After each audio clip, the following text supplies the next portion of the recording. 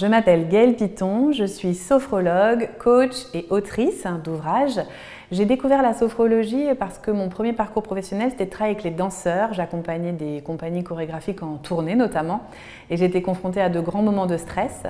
Et je me suis dit, un jour, il faudrait que j'ai un truc pour accompagner les danseurs. Et parallèlement à ça, j'étais aussi journaliste, on m'a proposé un direct à la radio, j'étais très impressionnée et je suis allée moi voir une sophrologue et ce jour-là j'ai compris que l'outil que je cherchais depuis toujours pour les danseurs, c'était la sophrologie. Donc j'ai commencé à me former au départ pour les danseurs et ça m'a tellement plu que je me suis installée en tant que sophrologue.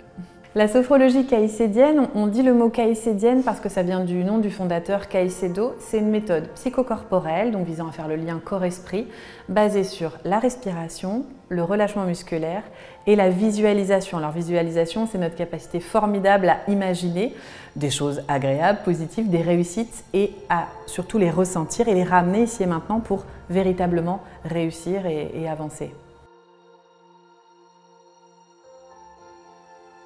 Le but de la sophrologie, c'est vraiment d'apprendre à écouter son corps, parce qu'on n'a pas du tout été formé à ça. Caicedo disait, la sophrologie, c'est la pédagogie de l'existence. Moi, j'aime bien cette notion de pédagogie, c'est-à-dire c'est transmettre en fait à tout un chacun comment on écoute son corps, et puis apprendre à accueillir aussi toute notre vie émotionnelle et aussi à accompagner nos états de stress et d'anxiété.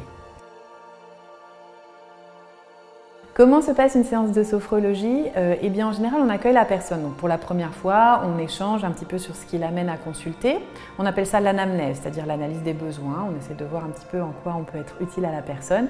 Et ce temps d'échange, il se répète à chaque séance pour savoir comment ça s'est passé depuis la dernière fois. Ensuite, il y a un temps qu'on appelle la sophronisation. C'est vraiment la séance de sophrologie qui est guidée par la voix du sophrologue ou de la sophrologue, qui dure 15 à 20 minutes. Pour ma part, je propose toujours de l'enregistrer pour donner un support audio à la personne.